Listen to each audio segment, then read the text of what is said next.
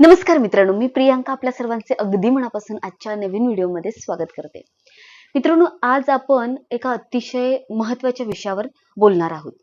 मेष राशीचे मासिक राशी भविष्य मार्च 2026. तर प्रत्येक महिन्याची जी ऊर्जा असते ती वेगळी असते. ग्रहांची चाल बदलते, त्यांची स्थिती असते ती बदलते आणि त्या बदलाचा जो परिणाम आहे तो थेट आपल्या जीवनावर मित्रांनो होत असतो. तर त्यामुळे आज मी तुम्हाला फक्त साधारण भविष्य सांगणार नाहीये. तर मित्रांनो बघा, ग्रहांची अचूक स्थिती काय आहे किंवा या महिन्यात होणारे ग्रह बदल आणि त्यांचा तुमच्या आयुष्यावर जो होणारा परिणाम आहे त्याबद्दल अगदी सविस्तरपणे आजच्या व्हिडिओमध्ये मी तुम्हाला समजावून सांगणार आहे. तर हा व्हिडिओ अगदी शेवटपर्यंत नक्की पाहायचा आहे.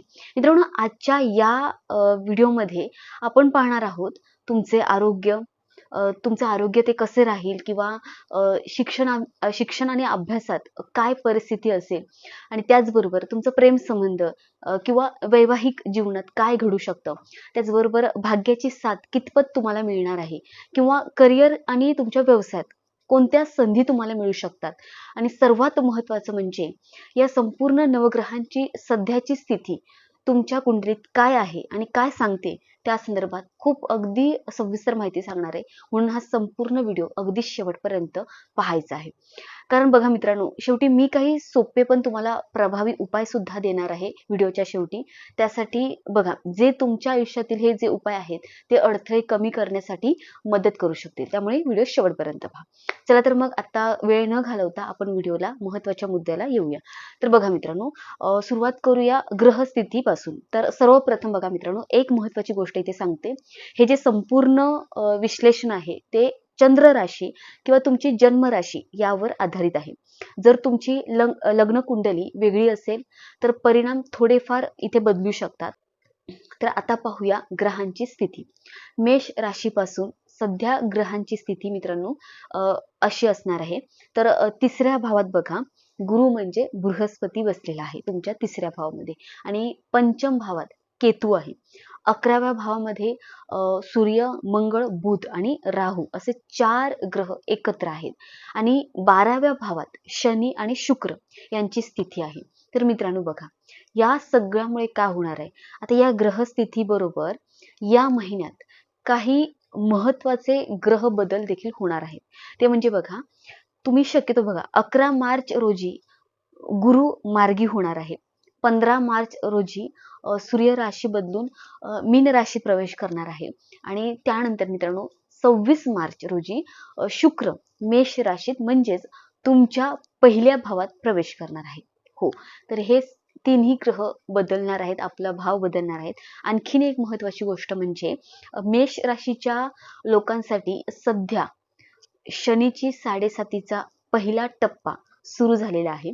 7.5 हा असा काळ असतो जो माणसाला जीवनातील अनेक गोष्टी शिकवत असतो. म्हणजे काय बघा, संयम असू दे, जबाबदारी कोणत्या घ्यायच्या आहेत किंवा ती वास्तव स्वीकारण्याची ताकद त्यांच्यात येत असते. म्हणजे ज्या काही घटना घडणार आहेत ती स्वीकारण्यासाठी त्यांच्यात ताकद येत असते. तर आता या सर्व ग्रहस्थितीचा तुमच्या जीवनावर नेमका कसा परिणाम होईल हेही आपण एक एक करून पाहायचं आहे. तर सर्वप्रथम आपण बोलूया आरोग्याबद्दल. मित्रांनो, मेष राशीचा स्वामी मंगळ ग्रह आहे. तर मंगळ हा ऊर्जा, धैर्य आणि कर्म म्हणजे कृतीचा ग्रह मानला जातो.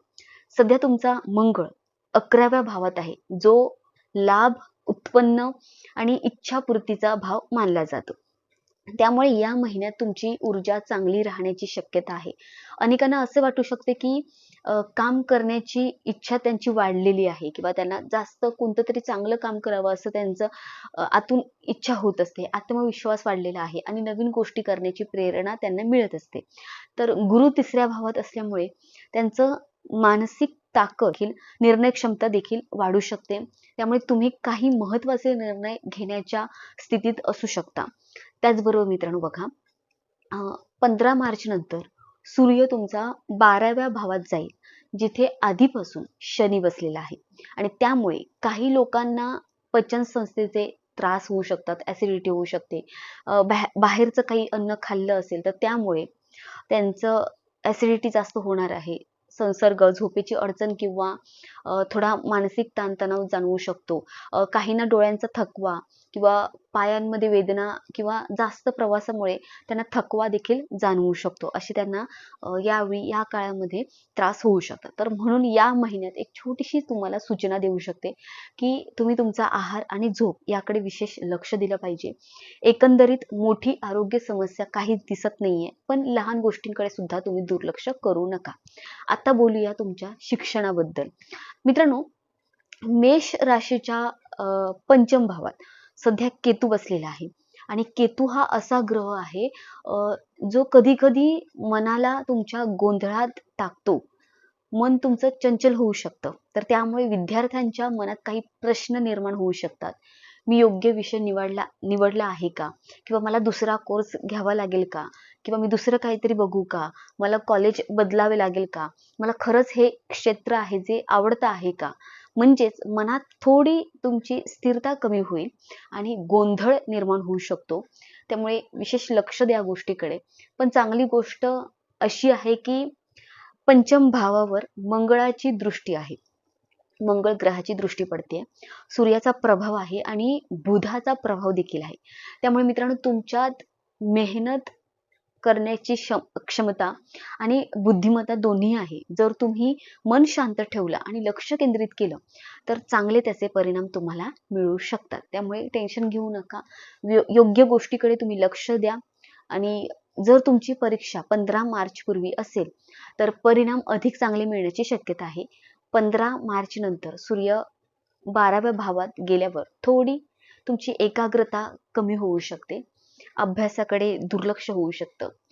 तर ह्या सगळ्या गोष्टी तुम्ही लक्षात ठेवायच्या आहेत. आता बोलूया प्रेमसंबंधाविषयी. आता पंचम भाव म्हणजेच प्रेम, भावना आणि रोमांसचा भाव आहे, रोमॅन्टिक. आता या भावात केतू बसलेला आहे. राहूची दृष्टी देखील आहे.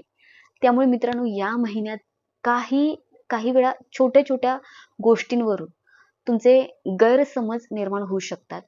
कधी कधी अचानक बोललेले शब्द किंवा भावनिक प्रतिक्रिया, इमोशनल प्रतिक्रिया यामुळे थोडे वाद होऊ शकतात. केतू कधी कधी विचार न करता बोलायला लावत असतो. त्यामुळे एखाद्या क्षणी तुम्हाला असं वाटू शकतं की मी हे बोलायला नको होतं, म्हणजे नाही बोलायला पाहिजे होतं, असं तुम्हाला एखाद्या वेळी वाटू शकतं.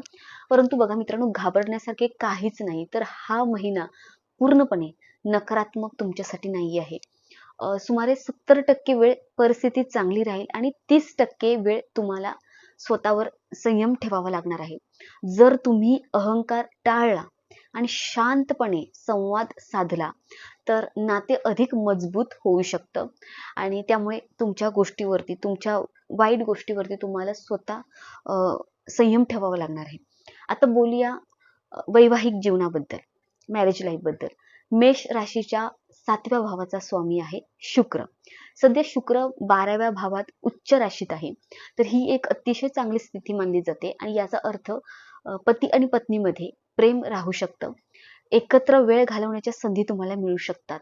त्याचबरोबर मित्रांनो, काही जोडप्यांना एकत्र प्रवासाचे योग देखील इथे दिसून येत आहेत. तर काही लोकांसाठी मित्रांनो, नवीन योजना, नवीन सुरुवात किंवा कुटुंबातील आनंददायी घटना तुमच्या आयुष्यात घडू शकतात. आनंददायी घटना यावेळी घडू शकतात. तरीही मंगळाचा जो प्रभाव आहे त्यामुळे काय होतं, कधी कधी छोट्या मतभेदांची शक्यता असू शकते आणि काही दिवस संवाद तुमच्यामध्ये कमी होऊ शकतो किंवा थोडा तुमच्यात जर अहंकार असेल तर तो अहंकार दिसू शकतो इथे आणि थोडासा संवाद कमी होईल, पण ते तात्पुरतं असेल आणि एकंदरीत वैवाहिक जीवन तुमचं सकारात्मक दिसून येत आहे. आता मित्रांनो, बोलूया भाग्याबद्दल. तुमचं लक. भाग्यस्थानाचा स्वामी आहे गुरु, म्हणजे बृहस्पती. आणि या महिन्यातील सर्वात महत्त्वाची गोष्ट म्हणजे घटना म्हणजे 11 मार्चला गुरु मार्गी होणार आहे. तर गुरु मार्गी झाल्यावर त्याची दृष्टी 9व्या भावावर पडत आहे. तर याचा अर्थ असा की भाग्याची साथ वाढू शकते, अडलेली कामे पूर्ण होऊ शकतात आणि योग्य लोकांची तुम्हाला मदत मिळू शकते आणि काही नवीन संधी सुद्धा तुम्हाला या काळात मिळू शकतात. तर एकंदरीत हा खूप काळ चांगला असेल. 11 मार्च नंतर तुम्ही नवीन काम सुरू करणे किंवा गुंतवणूक करणे किंवा घरातील शुभकार्य यासारख्या गोष्टी करण्याचा तुम्ही विचार करू शकता. मित्रांनो, आता आपण बोलणार आहोत जे महत्त्वाचं आहे करिअर बद्दल. तुमचं नोकरीबद्दल, तुमचा व्यवसाय कसा जाणार आहे त्याबद्दल आपण बोलू. करिअरचा स्वामी आहे शनी. सध्या शनी 12व्या भावात आहे आणि तुमच्यावर 7.5 चालू आहे. त्यामुळे काही लोकांना असे वाटू शकते की कामाचा ताण वाढलेला आहे, जबाबदाऱ्या वाढलेल्या आहेत, जबाबदाऱ्या जास्त आहेत. मेहनत जास्त असून सुद्धा तुम्हाला समाधान कमी मिळत आहे. पण एक गोष्ट लक्षात ठेवा, शनी कधीही अन्याय करत नाही. तो फक्त माणसाला काय करतो, मेहनत करायला शिकवतो, शिस्त आणि संयम शिकवतो. जर तुम्ही या काळात मित्रांनो संयम ठेवला, तुमच्या कामामध्ये सातत्य ठेवलं आणि प्रामाणिकपणे तुम्ही मेहनत केली, तर मित्रांनो भविष्यात तुम्हाला त्याचे खूप चांगले मोठे परिणाम मिळू शकतात. ही खूप महत्त्वाची गोष्ट आहे. तुमच्या कामात तुम्ही फोकस करायचंय. आता बोलूया व्यवसायाबद्दल. तर व्यवसायामध्ये काय तुम्हाला बदल दिसू शकतात या महिन्यामध्ये. तर व्यवसाय करणाऱ्या मेष राशीच्या लोकांसाठी हा महिना चांगला दिसतोय. कारण 11व्या भावात एकाच वेळी 4 ग्रह आहेत. त्यामुळे उत्पन्न वाढण्याची शक्यता जास्त आहे. नवीन ग्राहक मिळू शकतात.